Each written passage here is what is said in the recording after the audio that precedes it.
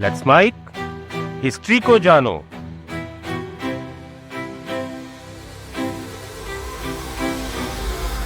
क्या आपने कभी सोचा है कि अगर सूरज की रोशनी अचानक गायब हो जाए तो इंसान कितने दिन तक जिंदा रह सकता है? क्या होगा अगर दोपहर के 12 बजे भी आसमान में इतना अंधेरा हो जाए कि आपकी अपनी परछाई तक ना दिखाई दे? और अगर यही अंधेरा 1 या 2 दिन नहीं बल्कि लगातार कई महीनों तक बना रहे तो क्या होगा? आज से करीब 1500 साल पहले इंसानों ने कुछ ऐसा ही देखा था। एक रहस्यमयी धुंध ने पूरे आसमान को ढक लिया। सूरज की रोशनी फीकी पड़ गई, गर्मियां अचानक ठंड में बदल गईं और दुनिया के कई हिस्सों में फसलें बर्बाद होने लगी। चाइना में गर्मियों के दौरान बर्फ गिरी, यूरोप में अनाज का क्राइसिस पैदा हुआ और लाखों लोगों के सामने भूख का खतरा खड़ा हो गया। उस समय के सबसे मशहूर बाइजेंटाइन इतिहासकार प्रोकोपियस ने इस खौफनाक मंजर को अपनी किताब में दर्ज किया है। उन्होंने लिखा, सूरज ने अपनी चमक खो दी है। ये बिना रोशनी के चमक रहा है, बिल्कुल चांद की तरह पीला और बेजान, जैसे इसे हमेशा के लिए ग्रहण लग गया हो। ये साल 536 एडी था जब दुनिया ने ऐसा अंधेरा देखा जो शायद ही आज तक किसी ने देखा होगा। लेकिन असली सवाल यह है कि आखिर आसमान से सूरज की रोशनी गायब क्यों हुई? क्या ये किसी देवता का श्राप था, दुनिया के अंत की शुरुआत थी, या फिर धरती के अंदर छिपी किसी ऐसी ताकत ने करवट ली जिसका असर हजारों किलोमीटर दूर बैठे इंसानों पर पड़ा? सबसे चौंकाने वाली बात यह है कि क्या इसी एक प्राकृतिक आपदा ने भारत के गुप्त साम्राज्य और पश्चिमी रोमन साम्राज्य जैसे ताकतवर साम्राज्यों की नींव हिलाई थी? आज मैं आपको बताऊंगा इतिहास के सबसे खराब, सबसे भयानक और सबसे दर्दनाक साल के बारे में। आखिर उस साल ऐसा क्या हुआ था कि सूरज ही फीका पड़ गया, धरती ठंडी हो गई, फसलें खत्म हो गई, अकाल आया और उसके बाद एक ऐसी महामारी फैली जिसने लाखों जिंदगियां निगल ली। और 1500 साल बाद वैज्ञानिकों ने कैसे पता लगाया कि इस पूरी तबाही के पीछे आखिर था कौन? तो ये पूरी कहानी जानने के लिए वीडियो को एंड तक देखिएगा, क्योंकि अपना इतिहास नहीं जानोगे तो खुद को कैसे पहचानोगे। साल 536 एडी के उस भयानक अंधेरे और कोहरे की कहानी को समझने के लिए हमें उस अंधकार वाली दुनिया से पहले की दुनिया को समझना ज़रूरी है। 6ठी शताब्दी की दुनिया आज जैसी नहीं थी, लेकिन वो एक बहुत ही नाजुक से बैलेंस पर खड़ी थी। पश्चिम में बाइजेंटाइन साम्राज्य था, जिसे हम पूर्वी रोमन साम्राज्य भी कहते हैं। इसकी राजधानी कॉन्स्टेंटिनोपल थी, जो आज का इस्तांबुल है। यहाँ सम्राट जस्टिनियन प्रथम का राज था। जस्टिनियन एक बहुत ही एम्बिशियस या महत्वाकांक्षी राजा थे। उनका बस एक ही सपना था, वो पुराने और महान रोमन एम्पायर को फिर से यूनाइट करना चाहते थे। इसके लिए उन्होंने अपने सबसे बेहतरीन सेनापति बेलिसारियस को काम पर लगा रखा था।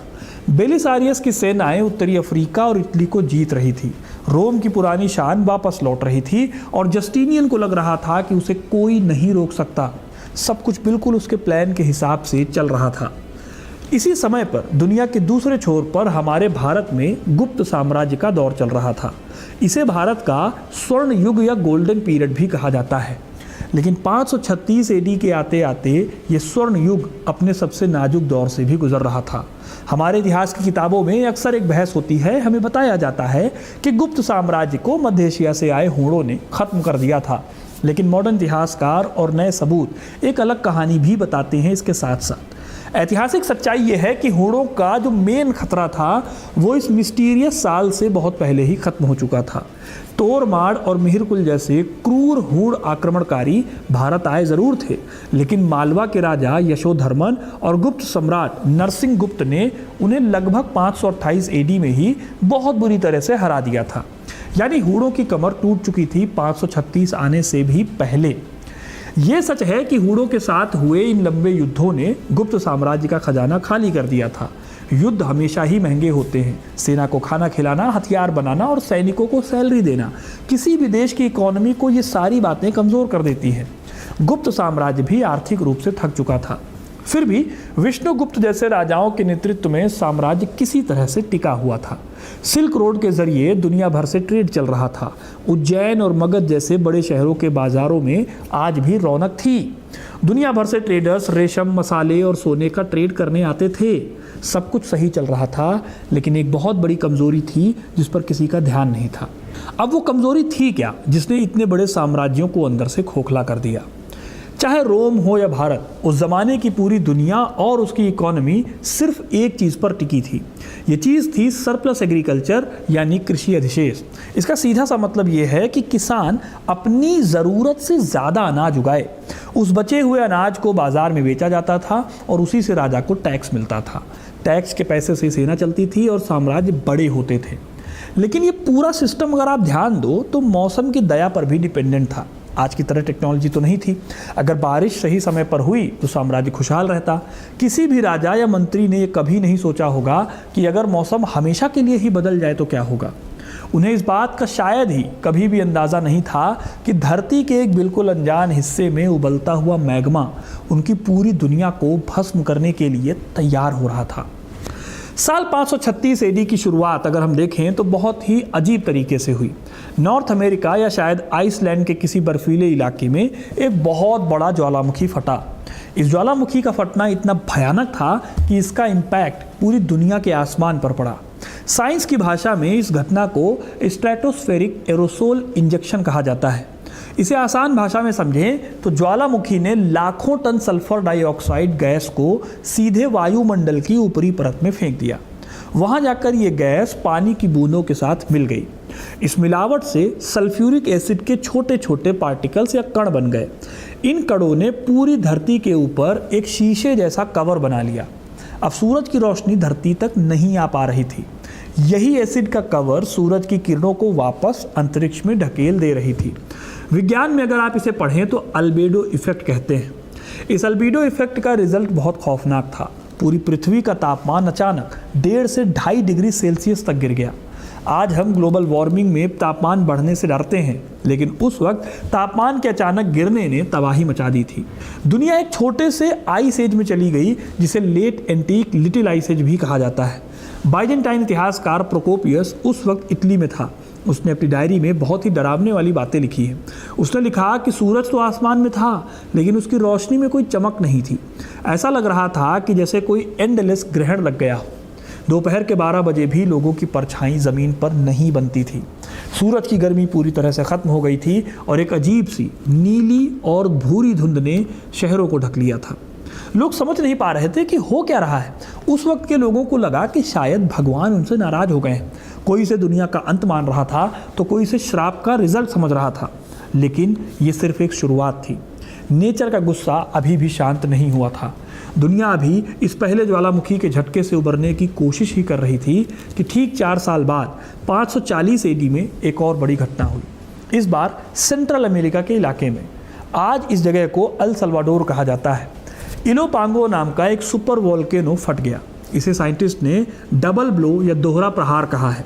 इस दूसरे ब्लास्ट ने पृथ्वी के क्लाइमेट सिस्टम की बची खुची उम्मीदों को भी पूरी तरह से तोड़ दिया। अब इस क्लाइमेट चेंज का सीधा असर भारत और एशिया पर भी दिखने लगा था। तिब्बत का पठार और सेंट्रल एशिया के बहुत बड़े बड़े घास के मैदान बर्फ में जम गए। इस अचानक आए बदलाव ने हवाओं के चलने का रास्ता बदल दिया। सबसे बड़ा नुकसान भारत को भी उठाना पड़ा। भारत की पूरी लाइफ मॉनसून की हवाओं पर टिकी थी और आज भी है। ये चीज़ आप देख सकते हैं। टेम्परेचर गिरने की वजह से भारत में मॉनसूनी हवाओं की साइकिल टूट गई। जिस टाइम पर काले बादलों को बारिश करनी चाहिए थी उस टाइम पर आसमान सूखा रहा। लगातार कई सालों तक भारत के उपजाऊ मैदानों में बारिश नहीं हुई। मगध से लेकर उज्जैन तक नदियां सूखने लगी। सूरज की रोशनी ना होने के कारण पौधों में भोजन बनाने का प्रोसेस ही रुक गया। फसलें खेतों में ही मुरझा गई और एक भयानक अकाल ने पूरे देश को अपनी चपेट में ले लिया। इस सूखे के वैज्ञानिक और ऐतिहासिक सबूत आज भी हमारे पास मौजूद हैं। मेघालय के माव मुलुक गुफा के स्टैलेग्माइट्स और तिब्बत ग्लेशियरों की बर्फ ये साफ बताती है कि 536 से 550 एडी के दौरान भारत में मॉनसून इतिहास के सबसे लोवेस्ट लेवल पर चला गया था। इस एनवायरमेंटल क्राइसिस का सीधा असर उस दौर के सबसे महान गुप्त साम्राज्य पर भी पड़ा। उज्जैन में रहने वाले गुप्तकाल के एस्ट्रोनॉमर वराहमिहिर ने अपनी किताब बृहत संहिता में आसमान में छाई इस रहस्यमयी धूल भरी धुंध और उससे फैले भीषण अकाल का जिक्र किया है। आर्कियोलॉजिकल सबूत बताते हैं कि इस अकाल के चलते मगध की राजधानी पाटलिपुत्र, उज्जैन और वैशाली जैसे समृद्ध शहर रातों रात वीरान होने लगे। फसलें बर्बाद होने से गुप्त राजाओं का खजाना खाली होने लगा, उनके सोने के सिक्कों में मिलावट आ गई और आखिरकार इस क्लाइमेट चेंज ने भारत के सबसे बड़े एम्पायर की रीढ़ को तोड़ दिया। अब आपको लग रहा होगा कि यह अकाल कोई मामूली सूखा नहीं था। आज के साइंटिस्ट पेड़ों के छल्लों को टेस्ट करके उस टाइम के हालात का पता लगाते हैं। पेड़ों के तने में हर साल एक नया छल्ला बनता है। इस तरह से हम पेड़ों की एज पता लगा सकते हैं। इसे डेंड्रोक्रोनोलॉजी कहते हैं। जब वैज्ञानिकों ने 536 एडी के टाइम के पेड़ों के छल्ले देखे तो वो हैरान रह गए। उस साल के छल्ले सबसे ज़्यादा सिकुड़े हुए और पतले थे। इसका मतलब एक ये भी था कि उस साल धरती पर नेचर का डेवलपमेंट बुरी तरह से अफेक्ट हुआ था। जब खेतों में अनाज नहीं उगा तो किसानों के घरों में खाने को कुछ नहीं बचा, और जब किसान के पास ही खाने को नहीं है तो वो राजा को टैक्स में क्या देगा। बस यहीं से गुप्त साम्राज्य की मौत की उल्टी गिनती शुरू हो गई। ये पतन किसी युद्ध के मैदान से ज़्यादा सूखे खेतों में हो रही थी। जब टैक्स आना बंद हो गया तो गुप्त राजाओं का खजाना पूरी तरह खाली हो गया। उनके पास अपनी बची खुची सेना को सैलरी देने के लिए पैसे नहीं थे। जो सामंत और छोटे राजा पहले गुप्त सम्राट के अधीन काम करते थे, उन्हें कंट्रोल करने के लिए अब कोई ताकत नहीं बची थी। इस आर्थिक तबाही का सबसे बड़ा और ठोस सबूत हमें उस ज़माने के सिक्कों से भी मिलता है। इतिहासकार सिक्कों की पढ़ाई को न्यूमिज्मेटिक्स कहते हैं और ये सिक्के किसी भी एम्पायर का हार्ट मॉनिटर होते हैं। स्कंदगुप्त के समय तक गुप्त एम्पायर के सोने के सिक्कों में 70 से 80% प्योर गोल्ड होता था। ये सिक्के साम्राज्य की अमीरी का प्रतीक होते थे। लेकिन 536 के अकाल के बाद हालात एकदम बदल गए। गुप्त राजा विष्णुगुप्त के टाइम पर सिक्कों में सोने की मात्रा गिरकर 40% से भी कम रह गई थी। खजाने में सोना नहीं था, इसलिए राजाओं ने सिक्कों में तांबा और चांदी मिलाना शुरू कर दिया। इसे मुद्रा का अवमूल्यन या डिबेसमेंट ऑफ करेंसी भी कहा जाता है। अब ये इस बात का सबूत है कि अकाल ने गुप्ता इकोनॉमी की कमर तोड़ दी थी। बिना पैसे के कोई भी सेंट्रल ऑर्गेनाइजेशन या केंद्रीय सत्ता ज़्यादा दिन तक नहीं टिक सकती। धीरे धीरे रीजनल सामंतों ने राजा को टैक्स देना बंद कर दिया और खुद को स्वतंत्र घोषित कर लिया। सेना टूट गई और प्रशासन बिखर गया। गुप्त साम्राज्य जो कभी पूरे भारत पर रूल करता था, अब ताश के पत्तों के महल की तरह ढह गया। मॉडर्न इतिहासकार मानते हैं कि अगर ये ज्वालामुखी का अकाल नहीं आता तो शायद गुप्त इकोनॉमी हूणों के हमले के बाद दोबारा खुद को संभाल लेती। लेकिन इस कोहरे ने उन्हें संभलने का मौका ही नहीं दिया। नेचर ने वो काम कर दिया जो हूणों की तलवारें नहीं कर पाई थी। अब ये तो बात हो गई भारत की। वेस्ट में तो हालत और ज़्यादा खौफनाक हो गई। वहाँ क्लाइमेट ने सिर्फ इकोनॉमी को ही नहीं मारा, बल्कि उसने एक भयानक बायोलॉजिकल हथियार को भी जन्म दे दिया। सम्राट जस्टिनियन अपनी सेनाओं को लगातार बढ़ा रहा था, लेकिन लगातार हो रही भुखमरी ने सब कुछ बदल दिया। मेडिटेरेनियन सी या भूमध्य सागर के आसपास फसलें बर्बाद हो चुकी थी। कॉन्स्टेंटिनोपल जैसे बड़े शहर में लाखों लोगों को रोज़ खाना चाहिए था। राजा ने इजिप्ट और अफ्रीका से अनाज मंगाने के लिए बड़े बड़े जहाज़ों का इस्तेमाल करना शुरू किया। लेकिन अनाज की कमी सिर्फ इंसानों को नहीं हो रही थी। ठंड और भुखमरी से बचने के लिए काले चूहे भी अनाज के गोदामों और जहाज़ों में छिपने लगे। इन चूहों के ज़रिए एक ऐसी मौत शहर में दाखिल हुई जिसकी किसी ने कल्पना नहीं की थी। इन काले चूहों के शरीर पर एक ख़ास तरह का पिस्सू रहता था। इस पिस्सू का साइंटिफिक नेम जेनोलिप्सा चियोपिस होता था। आमतौर पर ये पिस्सू जानवरों का खून पीते हैं, लेकिन इस भयानक ठंड ने पिस्सू के शरीर के अंदर एक ऐसा बदलाव किया जिसने दुनिया का इतिहास बदल दिया। इन पिस्सुओं के अंदर एक बैक्टीरिया पल रहा था। इसका नाम था यर्सीनिया पेस्टिस। यही बैक्टीरिया जिम्मेदार होता है ब्यूबोनिक प्लेग फैलाने में। बहुत ज़्यादा ठंड के चलते इस बैक्टीरिया ने पिस्सू के पेट में एक जाला सा बना लिया। इस जाले को बायोफिल्म कहते हैं। इस जाले की वजह से पिस्सू का डाइजेशन सिस्टम पूरी तरह से ब्लॉक हो गया। अब पिस्सू जो भी खून पीता वो उसके पेट में नहीं जा पाता था। पिस्सू को पागलों जैसी भूख लगने लगी और वो खूंखार हो गया। अपनी भूख मिटाने के लिए इन पिस्सुओं ने चूहों को छोड़कर इंसानों को काटना शुरू कर दिया। लेकिन क्योंकि उनका पेट ब्लॉक था, वो खून निगल नहीं पाते थे। काटने के बाद वो इंसान के शरीर में उल्टी कर देते थे और इसी उल्टी के साथ प्लेग का घातक बैक्टीरिया सीधे इंसान के खून में चला जाता था। ये एक परफेक्ट बायोलॉजिकल चेन रिएक्शन थी जिसे जलवायु परिवर्तन ने ट्रिगर किया था। अनाज के जहाज़ों के साथ ये पिस्सू और चूहे कॉन्स्टेंटिनोपल पहुंच गए। 541 एडी में ये प्लेग शहर में बुरी तरह फैल गया। ये कोई आम बीमारी नहीं थी। सीरिया के पादरी जॉन ऑफ इफिसुस ने इस तबाही को अपनी आंखों से देखा है। उन्होंने लिखा है कि शहर की सड़कों पर हर दिन 5000 से लेकर 10,000 लोग मर रहे थे। हालात इतने बदतर हो गए कि लाशों को दफनाने के लिए जगह नहीं बची। शहर के बाहर बड़ी बड़ी खाइयाँ खोदी गईं और लाशों को एक के ऊपर एक फेंक दिया गया। जब खाइयाँ भी भर गई तो खाली पड़े टावरों की छतें खोलकर उनमें लाशें भर दी गई। मरने वालों में अमीर, गरीब, किसान और सैनिक सब शामिल थे। यहाँ तक कि खुद सम्राट जस्टिनियन को भी प्लेग हो गया था। हालांकि वो तो किसी तरह बच गए, लेकिन उनका एम्पायर कभी नहीं उबर सका इस बड़े झटके से। रोमन इकॉनमी 80% तक गिर गई। टैक्स देने के लिए कोई बचा ही नहीं था। सेना में भर्ती होने के लिए जवान नहीं बचे थे। रोम को फिर से महान बनाने का जस्टिनियन का सपना इस तरह से हमेशा के लिए उन्हीं लाशों के ढेर के नीचे दफन हो गया। इन 20 सालों की तबाही ने दुनिया के पुराने सुपर पावर्स का अंत कर दिया। इस महाविनाश ने जैसे एक तरह से धरती का ग्लोबल रीसेट बटन दबा दिया था। जब बड़े पेड़ गिरते हैं तो छोटे पौधों को धूप मिलने लगती है। बिल्कुल ऐसा ही इतिहास में भी हुआ। पुराने और ताकतवर एम्पायर के टूटने से खाली जगह जो बनी उसे इतिहास में पावर वैक्यूम कहा गया। इसी पावर वैक्यूम के चलते दुनिया में नए समीकरण, नई इक्वेशंस बनने लगी। अकाल और महामारियों से कमज़ोर हुए मिडिल ईस्ट के इलाकों में कुछ ही दशकों बाद इस्लाम का उदय हुआ। अगर बाइजेंटाइन और फारसी साम्राज्य इस प्लेग और अकाल से कमज़ोर नहीं हुए होते तो शायद दुनिया का नक्शा आज कुछ और ही होता। लेकिन दोस्तों, दशकों तक ये बात एक रहस्य ही बनी रही कि ये ज्वालामुखी फटा कहाँ था। किसी को नहीं पता था। कुछ इतिहासकारों को लगता था कि शायद इंडोनेशिया का क्रैकाटोआ ज्वालामुखी फटा होगा या फिर किसी उल्का पिंड के धरती से टकराने के चलते ये धूल उड़ी होगी। कई सालों तक ये सिर्फ एक डिबेट का सब्जेक्ट बना रहा, लेकिन 2015 में इस मिस्ट्री से हमेशा के लिए पर्दा उठ गया। साइंटिस्ट माइकल मैकॉर्मिक और पॉल मायोस्की की एक टीम स्विस आल्प्स के ग्लेशियरों पर रिसर्च कर रही थी। उन्होंने बर्फ के अंदर 72 मीटर खुदाई की और बर्फ का एक लंबा सा टुकड़ा निकाला जिसे आइस कोर कहते हैं। ये बर्फ का टुकड़ा एक टाइम मशीन की तरह था। इसमें हर साल गिरने वाली बर्फ की परतें बिल्कुल वैसे ही जमा थी जैसे किसी किताब के पन्ने होते हैं। जब वैज्ञानिकों ने लेजर तकनीक का इस्तेमाल करके 536 एडी की बर्फ की परत को काटा तो उन्हें एक चौंकाने वाली चीज़ मिली। उस बर्फ के अंदर माइक्रोस्कोपिक ज्वालामुखी कांच के टुकड़े मौजूद थे। विज्ञान की भाषा में इसे टेफ्रा कहा जाता है। जब लैब में इन कांच के टुकड़ों का केमिकल टेस्ट किया गया तो उसका फिंगरप्रिंट सीधे उत्तरी अमेरिका और आइसलैंड के ज्वालामुखियों से जा मिला। 1500 साल बाद जाकर आखिरकार दुनिया को उस मुजरिम का पता चल गया जिसने दुनिया को अंधेरे में ढकेल दिया था। ये क्रैकाटोआ नहीं था, बल्कि नॉर्दर्न ग्लोब में छिपा हुआ एक ज्वालामुखी था। इस खोज ने इतिहास और विज्ञान को एक साथ लाकर एक बहुत बड़ी मिस्ट्री को सुलझाने का काम किया। ये कहानी हमें सिर्फ अतीत के बारे में नहीं बताती दोस्तों, बल्कि हमारे आज और कल के लिए एक बहुत बड़ा वार्निंग भी है।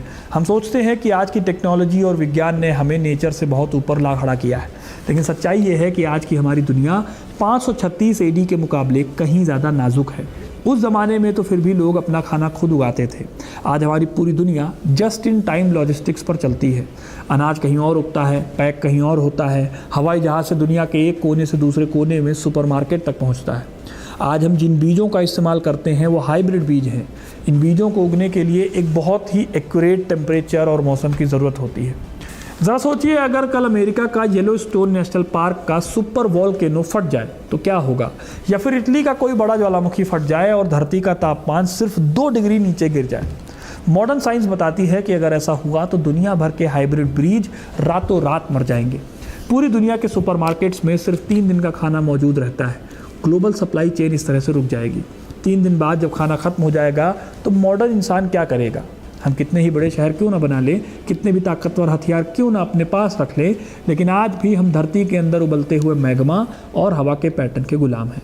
नेचर ने रोम और गुप्ता एम्पायर के स्वर्ण युग को नहीं बख्शा, वो हमारे मॉडर्न युग को भी नहीं बख्शेगी। इतिहास हमें सिखाता है कि बड़े बड़े राजा, उनकी पॉलिसी और उनकी जंग तो सिर्फ सतह पर दिखने वाली लहरें हैं। असली दिशा तो वो महासागर तय करता है जिसे हम प्रकृति कहते हैं। 536 एडी का ये साल हमें याद दिलाने के लिए काफ़ी है कि इंसान का घमंड के आगे प्रकृति का छोटा सा बदलाव भी कुछ भी कर सकता है और इंसान को घुटनों पर ला सकता है। तो दोस्तों, ये थी कहानी 536 एडी की। उस साल क्या हुआ था और कैसे ये सारी घटनाएं हुई थी। आपको ये कहानी कैसी लगी कमेंट करके ज़रूर बताइए। वीडियो को लाइक और शेयर करना ना भूलें और इस इंटरेस्टिंग कहानियों के लिए, इतिहास से जुड़े रहने के लिए हिस्ट्री कनेक्ट को सब्सक्राइब जरूर करें। बहुत बहुत धन्यवाद।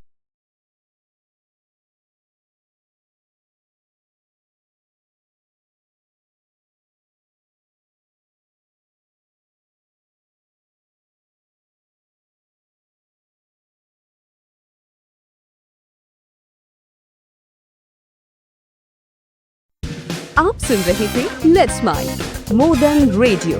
फॉलो कीजिए हमें हमारे सोशल मीडिया प्लेटफॉर्म्स पर।